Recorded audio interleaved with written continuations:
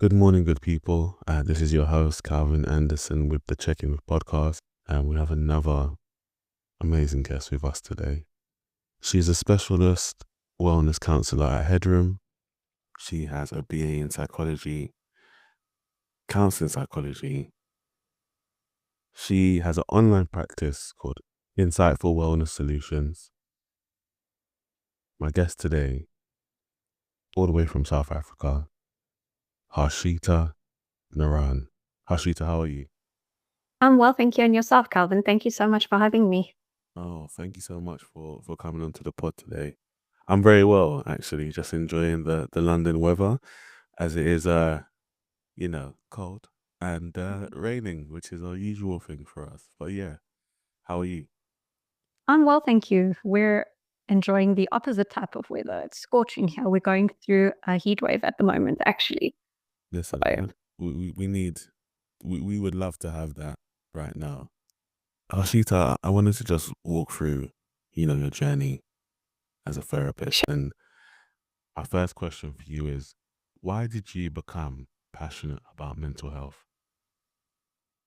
well, I think I became passionate about mental health because of my own journey that I went through stress, anxiety, and burnout.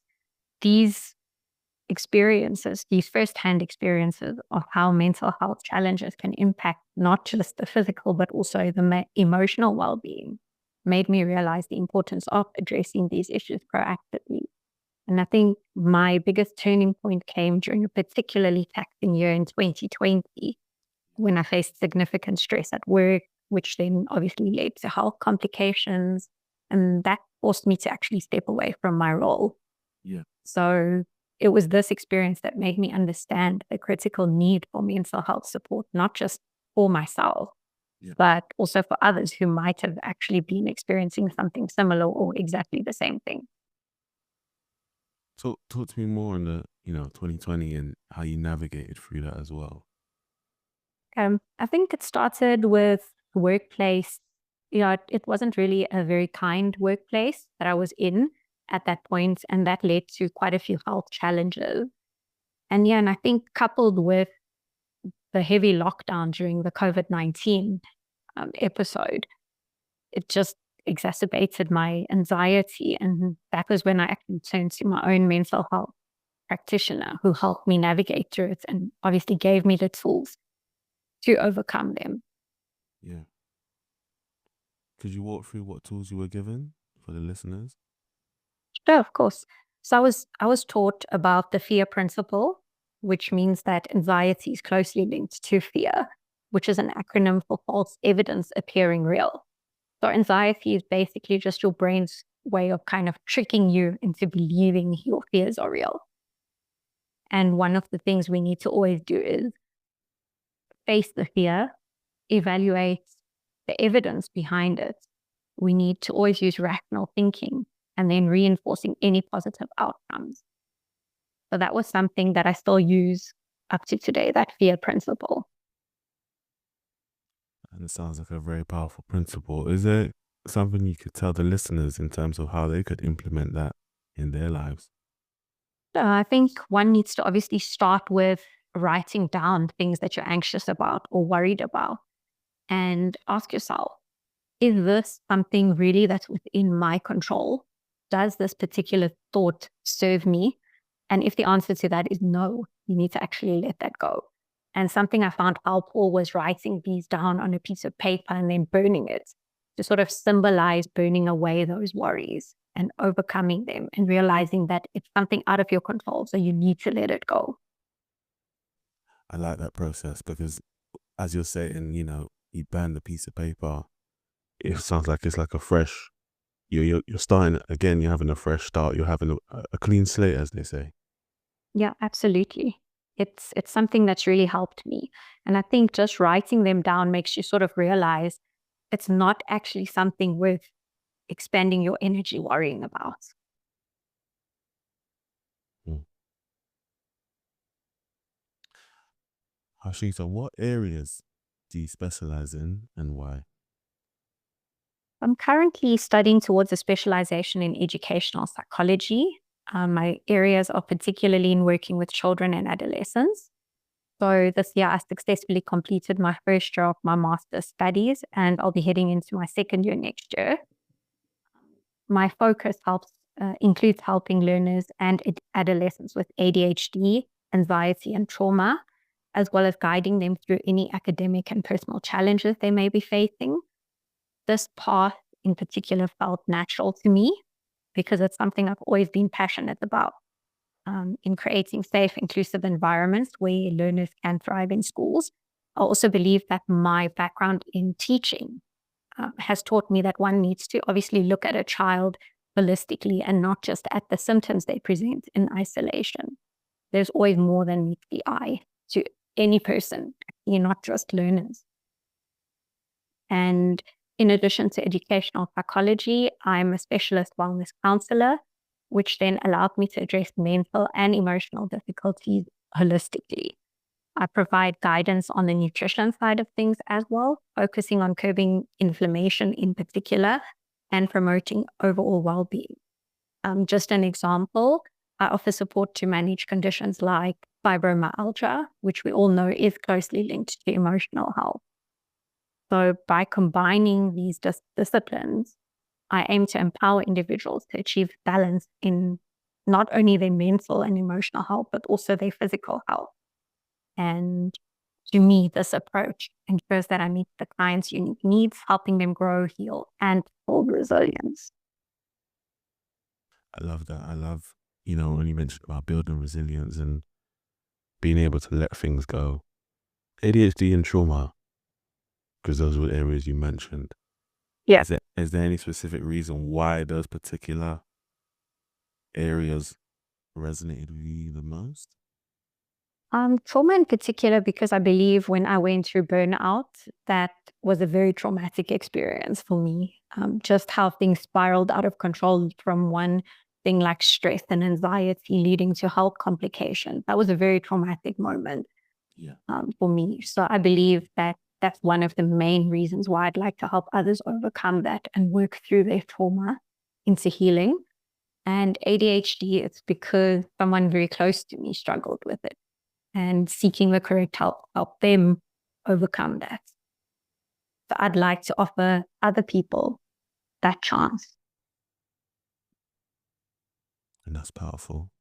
That's powerful. And I guess you can agree, Harsheeta, is when, someone close to us goes through something, and at the time maybe we're not equipped to help, but when we go through studying and training and we gain the tools and then we're able to help, it's such a fulfilling thing. Absolutely. It really is fulfilling to watch anyone overcome their challenges and just develop into a more strong and empowered person. It's amazing to watch. Definitely amazing to watch. I'm wondering, how do we create greater awareness about mental health, Harsheeta? What would you say? In my opinion, greater awareness starts with education and conversation. It's about normalising mental health struggles and encouraging people to seek help without fear of judgment. And something that I've noticed is in some groups of people, talking about mental health is still taboo. It's akin to airing dirty laundry. People don't want to talk about it. And I feel that schools and workplaces need to embed mental health education into the very culture, through things like workshops, open discussions, access to resources. I also believe that as a mental health professional, sharing personal stories helps humanize mental health challenges and makes it easier for your clients to relate to you. And then obviously on a broader level, we need policies and campaigns to prioritize mental health as much as physical health. Because looking at advertisements that come up, you're constantly seeing things like advocating for the use of protein powders, going to the gym, but we never see anything as powerful for mental health and mental well-being. Why do you think that is? I think it's still a very taboo subject. And it's not something many people want to disclose, obviously that they're seeing mental health professionals. I think it's still that fear of judgment that people have. Why is there a fear and a judgment when it comes to mental health, mental well-being, Harsheeta? I think it's obviously linked to the fact that if you seek help, you're weak. That's the general belief. And a lot of people still believe that these sorts of struggles need to stay within the family, and that why should you go and speak to an outsider when you can just speak to someone within your family? And to me, that's actually that's not a good approach, because you can never get that objectivity from someone close to you. There's always going to be that bias. Speak on that quickly in terms of, keeping everything within the household. Why is that something that is, I guess, done? Why is it there is no, you can't speak to anyone outside of here. You can speak to us at home. Why is that done, Harsheeta? What's the I think in many I think in many cultures, it's the belief that if you talk about it to outsiders, they're going to identify the family, and then the family is going to be known as a bad family, or kind of having someone going through these sorts of struggles. Or yeah, that label that's attached to the family then, if it gets out. So there's that fear, there's that anxiety in a way. Yeah, definitely. Especially with, in my opinion, the older generation.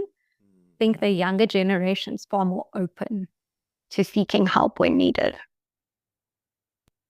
And would you say that's based on, with the older generation, they didn't really have, the tools and the access to everything that we have now. And, they're in some ways, I don't want to say structured, but they have a mindset that's, been curated for a longer period of time. Whereas us, or the younger generation now, there's a lot more conversation, there's a lot more dialogue, there's a lot more options and a lot more things available to us. But no, I definitely agree. I definitely agree with that. And it goes into the next question, which is, speak on anxiety. And is there any helpful tools you can give to help the people who are going through it right now? Absolutely. I did mention a couple a bit earlier on, but I feel that anxiety can be extremely overwhelming to those experiencing it. But one always has to remember that there are ways to manage and overcome it. So it's initially very crucial to understand how it manifests in your body, to recognize those signs. It could be anything from a racing heart, tensing muscles, constant worry, that feeling in the pit of your stomach that something bad is going to happen, or, just that general feeling of something's not right. It's something we need to learn. We need to learn to listen to our bodies, because the signs are all there. We need to learn and understand those signs. And some helpful tools include the fear principle that I mentioned, releasing the unhelpful thoughts, using alternative grounding techniques. So not just your usual breathing techniques, but something that I find really helpful to keep you grounded in the present is sensory grounding. So holding any type of object in your hand, noticing the texture, or even aromatherapy to bring you back into the present moment. Because when you're experiencing anxiety, your thoughts are constantly racing into the future with those what if questions. So just having something to ground you in the moment is extremely helpful. And something I've personally found helpful is creating a proactive plan for managing those triggers before they become overwhelming. So recognizing the signs and obviously finding your method of overcoming it before it becomes an issue. That is great advice, Harsheeta. So having that plan, and I guess ultimately, firstly, being aware that you're having these thoughts and you're having these moments where you're having these future thoughts that are racing in your mind, which in some ways, depending on the severity of it, can cause a person to reach burnout, if I'm not mistaken, right? That is correct. Those experiences that your body is going through, those feelings, the stress, it definitely does contribute to it, without a doubt. Harsheeta, speak on burnout and why people are reaching it a lot more than before. I feel burnout has become much more common because of the blurring lines between work and personal life, especially since the rise of remote working during the 2020 COVID-19 pandemic. Many people are really under immense pressure to perform while balancing personal responsibilities, which then obviously leads to chronic stress. Yeah. Also, workplace cultures often prioritize productivity over well-being, and it's sort of become glamorous to work until you're exhausted. And then obviously employees have very little time to recharge because of how fast-paced everything is. And just my own experience with burnout taught me how vital it is to set boundaries, practice self-care, and obviously advocate for better workplace practices that value mental health. What would you say, or if you could, some of the main pathways or tools or advice you'd give to people who, are saying, I feel like I'm heading into burnout, I'm already in burnout. What would you suggest to the listeners to do in order to go from like a 10, which may be super severe, to say like a 5 or to like a 3? What would you say? I think the first place to start with is setting a boundary between work and personal life. So once your laptop is switched off, that is your time then. You need to prioritize not answering WhatsApp messages or emails in that time that you've set out for yourself or your family. And definitely practicing more self-care, even if it's just 30 minutes while lying in bed. Maybe read a physical book where you can actually feel the texture of the pages, the, smell the scent of those pages, having that physical book to ground you in the moment. And I think when it comes to reading, don't just read something that's going to get your mind thinking. Read something where your mind can actually just switch off and transport you into a place where you feel more calm. So escapism. Yeah, definitely. Obviously in the beginning, and then start incorporating small things in your week. Like take one day where you visit a spa or you take a walk in nature and really just experience the moment. Technological detox is a wonderful method as well. How important is it, let's say in a week, to have a detox, to step away from our devices? How important is that? That's extremely important because now with WhatsApp and email being accessible on your phone, you're constantly checking your messages. Same with social media, which is another can of worms that leads to anxiety, looking at other people's lives and lifestyles.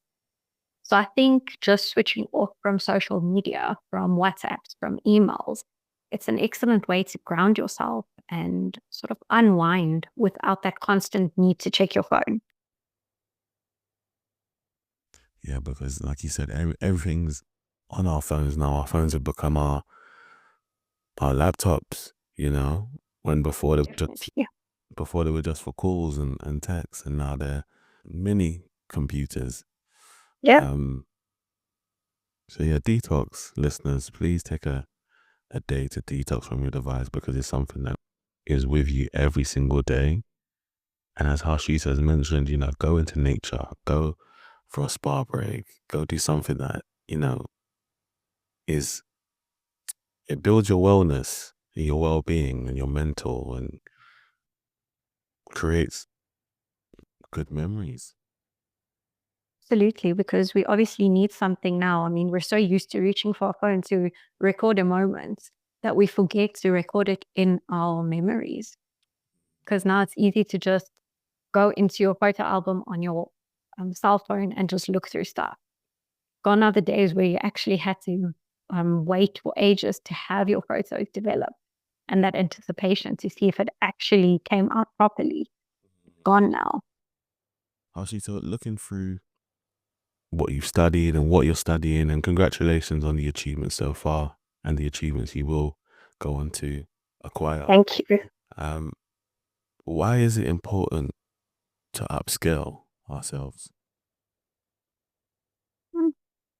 For me, upskilling is about staying relevant and adaptable in a fast changing world. It's important for both one's personal growth and career advancement. Um, in the mental health and educational psychology space, particularly, upskilling ensures that one can provide the best support possible for your clients using evidence based tools and practices. And for anyone, actually, learning new skills helps keep you open to opportunities. It helps you overcome challenges. And it also boosts your confidence knowing that, you're a step ahead of the game. It helps you to better navigate an increasingly tech driven and competitive world. Hmm. And I guess this is a more personal question, is how far do you want to go in terms of studying? Is there a certain plateau, a certain degree or doctorate you want to achieve, or is it just a continual cycle for you? Because you seem as though, from just speaking to you off our recording and just in general, that learning is something that you really enjoy doing. It's going to be a continuous cycle for me. I'd love to get my PhD, but beyond that, I'd also still love to continue upskilling myself on any new developments in both the education and psychological space. Speak on, and this may be for practicing therapists, psychologists, or people who are just beginning the journey within our field. How important is it to just keep learning in the field that we are in, Harsheeta? It's extremely important, and not just within our field, but to look at other areas of the healthcare profession, like medicine, the advancements there. Uh, it's excessively important to look at other mental or other healthcare professionals, because then you build your network of professionals so that you can refer your clients if it's within or beyond your own scope of practice. It's really important to keep updated on every aspect, definitely. Mm. My next question for you is, speak on the challenges you have faced coming into the profession. One of the biggest challenges that I've personally faced was the career transition itself. When I started my academic journey back in 2010, I thought I'd actually pursue medicine, but I eventually found my calling and passion in psychology. And along the way, even this year, I dealt with a lot of self doubt, imposter syndrome, balancing work with studies. And I feel that entering the world of educational psychology it really wasn't easy. There was a lot of perseverance required throughout in terms of both personal and academic challenges, especially as I navigated burnout and other stresses. But I took each challenge, I wouldn't want to call it an obstacle, more like a challenge. I felt that each challenge taught me resilience, and it also reinforced my belief in the importance of the work that we're doing. This journey definitely continues to be a humbling yet rewarding experience. And I feel each challenge that I faced was a learning opportunity. And that's something that's important. We need to open ourselves to learning from every experience that we go through. What would you say, from what you've experienced and what you've gone through, that you've taken from those experiences and implemented into your personal life and your working life? Definitely the fact that I'm capable of more than I initially thought. Um, I'm definitely stronger than any challenge that might come my way. And something very important that I learned along the way is to accept the support and help from the immediate support structure. That is something that's really important. You need to realize that you're not alone in this. It's okay to accept help from others. Speak on that, Harsheeta, because you know, some people may be saying to themselves or have gone through life saying that they don't need any help and they want to do things by themselves. Or why is that? Why would you say people just try to do things by themselves when they could ask for help? I think it's because in this world that we're living in, independence is so encouraged. But something else we need to encourage is it's okay to lean on others for support. Even something small like getting a hug from a loved one. It speaks volumes. It helps just to calm down and center yourself. Nothing that's so powerful as something as, meaningful as a hug can change the direction of a person's thoughts, how they're feeling, their emotions, and sometimes, or maybe all the time, it can change a person's day completely. So listeners, if you're out there and you're an individual who, likes to do things by themselves because of life, because of circumstances, Harsheeta's mentioned, and I'm agreeing with her, allow yourself some grace. You can ask for help, and if you're finding it hard, just reach out. I'm sure there's someone in your life that is able to help and give you guidance and advice where you need it. Harsheeta, I just want to say thank you for coming onto the pod today. Thank you for your insight, your knowledge, your experiences, your thoughts, and just sharing everything with us. I'm sure there's so much more to learn from you. So another episode is definitely pending. I'm gonna throw some rapid fire questions at you just so the audience can get to know you better. Is that okay? That's perfect. Okay. What is your favorite season? Definitely has to be spring. Why? Why spring? It signifies new beginnings. Everything is so fresh. It just helps one realize that we all need that at some point in our lives. Just a fresh start, a new beginning, whether it's in terms of personal relationships or even professional life. Hmm. Speak on that a bit more about a new beginning, a fresh start. Why is it so important to have Harsheeta?